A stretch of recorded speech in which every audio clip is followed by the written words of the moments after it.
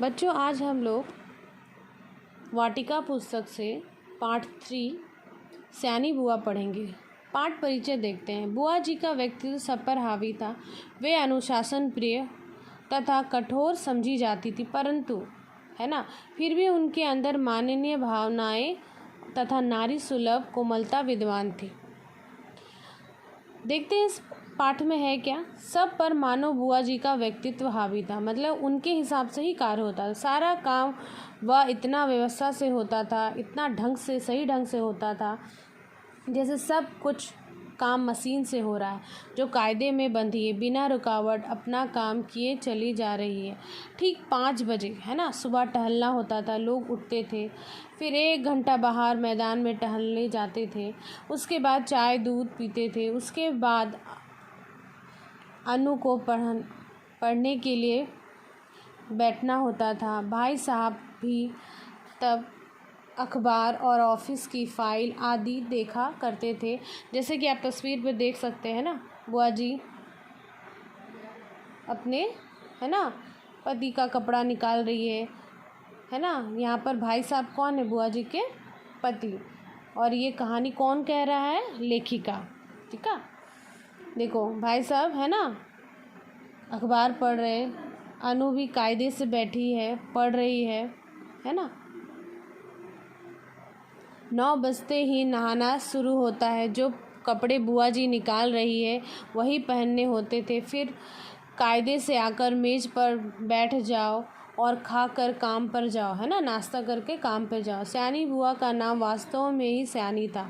उनके सयानेपन को देखकर लोग उन्हें सयानी कहने लगे थे।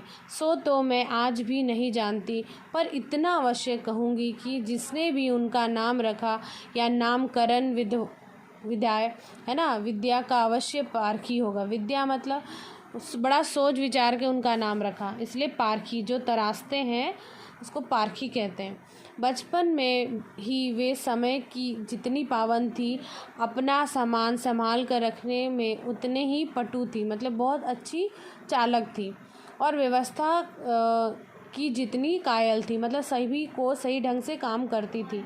उसे देखकर चकित हो जाना पड़ता था। कहते थे कि जो पेंसिल एक बार खरीदती थी वह तब तक उसका प्रयोग करती थी जब तक वह छोटा ना हो जाए या पकड़ने लायक ना हो।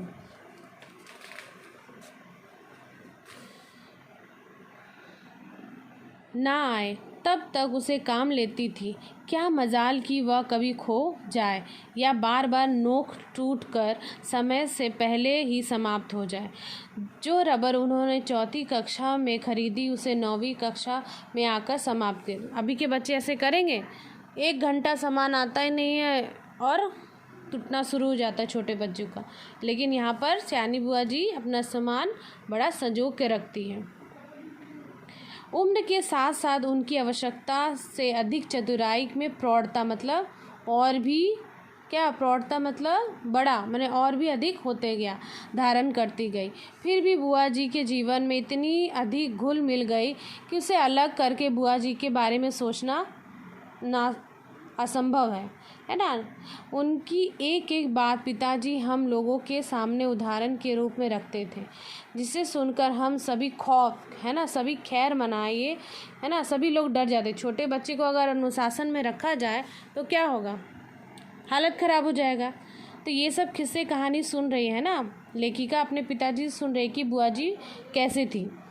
तो भगवान करे वे ससुराल में ही रहे, वरना हम जैसे कि तो अस्त व्यस्त और अव्यवस्था जन का तो जीना ही हराम कर देगी। मतलब आने के बाद क्या होगा?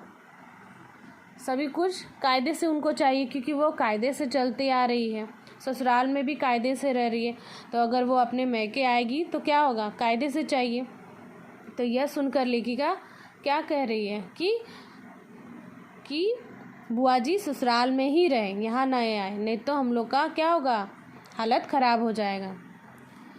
ऐसे ही सयानी बुआ के पास जाकर पढ़ने का प्रस्ताव जब मेरे सामने रखा गया, तब कल्पना कीजिए मेरी क्या हालत होगी, मुझ पर क्या बीती। मैंने साफ मना कर दिया कि मुझे आगे ही पढ़ना नहीं है। मैंने पढ़ाई छोड़ने का निश्चय कर लिया। क्यों? क्योंकि बुआ के जी का घर नहीं जाना, क्योंकि वहाँ पर बहुत नियम ऊन से रहा जाता है। पिताजी मेरी पढ़ाई के विषय में इतने सतर्क थे, मतलब इतने, है ना, उन्हें पढ़ाई पसंद था, है ना, सतर्क थे। उन्होंने समझाकर, है ना, कि नहीं तुम्हें पढ़ना ज़रूरी है, डांट समझाकर प्यार दुलार से मुझे राज़ी कर लिया। सच में राज़ी तो हो गई, पर क्या कर लिया, है ना, समझाई, खुद को समझाई, अपनी इच्छा पूरी करने के लिए बाध्य कर दिया गया, मतलब पूरा जोर दिया गया कि नहीं तुमको जाना ही है बुआ जी के घर आगे की पढ़ाई करने के लिए, क्योंकि पिताजी को पसंद है ना, कि वो अपनी पढ़ाई पूरी करे, अधूरी ना छोड़े। इसमें संदेह नहीं थी कि बुआ जी ने बड़ा स्वागत किया, है ना, इसमें संदेह नहीं कि बुआ जी ने बड़ा स्वागत किया, पर बचपन से उनकी ख्याति सुनते सुनते उनका जो रौद्र रूप मन में छाया था, माने जो छवि पहले से बन चुकी थी, क्योंकि पिताजी ने कई किस्से सुनाए बुआ जी के। तो अगर किस्से ऐसे सुनाए जाए तो आप भी उस घर में जाना से डरोगे जिस घर में बहुत सारे नियम कानून है ना। तो इस तरह से बुआ जी के बारे में जो छवि बन चुकी थी लेखिका के मन में, वो तो निकल नहीं सकता। उसमें उनका वह प्यार कहाँ तिरहोती, है ना, कहाँ बसता, मैं जान ही ना पाई। हाँ, बुआ जी के पति जिन्हें हम भाई साहब कहते हैं, है ना, बुआ जी के फूफा जी ना कह के क्या कहते हैं, भाई साहब, बहुत ही अच्छे स्वभाव के और व्यक्ति थे। और सबसे अच्छा तो कोई घर में लगा तो उनकी 5 वर्षीय पुत्री अनु। ठीक है, यहाँ तक रखते हैं बच्चों, नेक्स्ट पार्ट में आगे का हम लोग करेंगे।